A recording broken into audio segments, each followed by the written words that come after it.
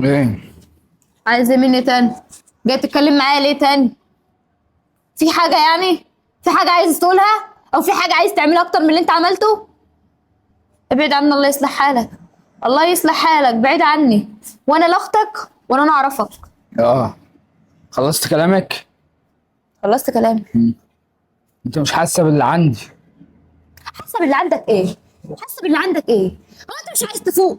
تروح تودي أمك دار مسنين؟ إيه أنت ولد عقل الدرجة دي؟ يعني إيه مش حاسة إيه؟ كانت بتقطع من جسمك، كانت بتاخد من بيتك، كانت بتعمل فيك إيه يا أمك؟ كانت بتعمل فيك إيه قول لي؟ المصاريف تقيله عليها هديه، تقيلة. وما تزعيش كده بدل ما تسمعي الناس تحت. خايف نسمع ان انا هاديه. انا هاديه لحد ما جوزي يجي، ومن بعدها بقى هنعمل شوشره. انا مستنيه اما يجي. انزل ما تقفش معايا، ما تتكلمش معايا. انا واقفه اهو لحد ما جوزي يجي، تمام، واخوك يجي ونشوف الحوار ده. انت لا راضي تقول لي وديتها دور مسنين فين، ولا راضي تقول لي عملت في امك ايه. انت ما انتش راضي تتكلم معايا يا اخي قول لي خديها. قول لي انا امك تقيله عليا، خديها. قول لي خديها. ليه كده؟ ليه كده؟ ما انا اتكلمت مع اخوكي، قال لي مش عارف ايه والظروف والكلام. ظروف اخوك انيل منك، ده الناس. ده اخوك بياخد من ايد الناس، اخوك بياخد اكل وشربه، اخوك بياخد فلوس من ايد الناس وبيروح يشحت من الجمعيات. انا اسفه في اللفظ يعني، ارحمني. اخوك ده انت ظروفك حلوه عن اخوك. انت ظروفك حلوه عن اخوك، فاتح محل وبتبيع ملابس وربنا ساترها معاك ومعاك فلوس. يا اخي امك انت بتاخد معاش امك تجيب لها علاجها بيه. انت بتصرف انت بتعمل ايه؟ انت بتعمل ايه؟ حرام عليك. انت قلت معاشها بجيب لها بيه علاج، غير بقى المصاريف بقى الاكل والشرب دي من عليا انا. اعمل ايه؟ امك كبرتك وخلتك شحت وخلتك راجل قد الدنيا، ودلوقتي هي تقيلة عليك؟ هي للدرجة دي؟ امك تقيلة عليك؟ طيب طب انزل، الله يصلح حالك. الله يصلح حالك، انا مقروفة منك.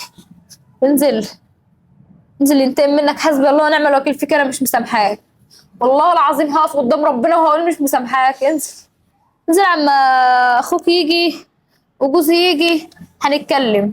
اكتر من كده انا مفيش بيني وبينك كلام. هنتكلم في ايه؟ ودخل جوزك في الموضوع ايه اصلا؟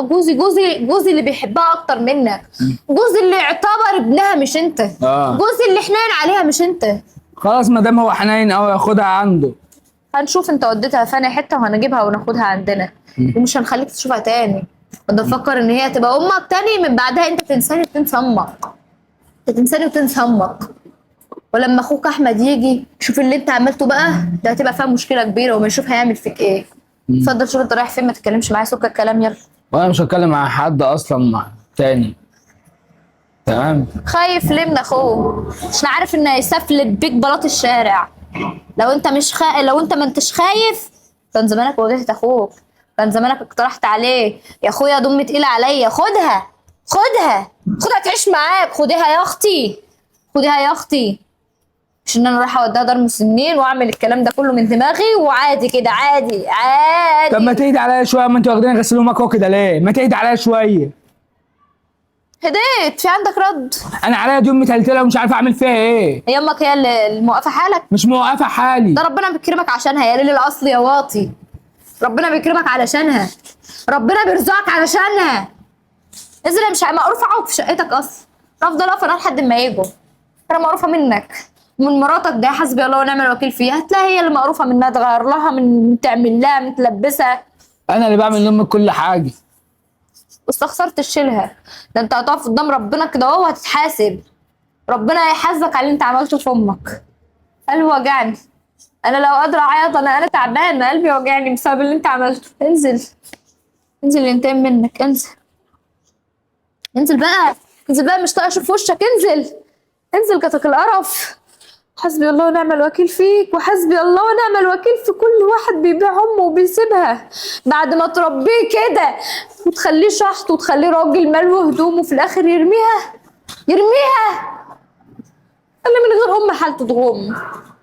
حسبي الله ونعم الوكيل فيك. امك لو راحت منك هتشوف الدنيا سودة في وشك. حسبي الله ونعم الوكيل فيك. انت مش حاسس بقيمتها. حسبي الله ونعم الوكيل فيك. حبيبتي يما.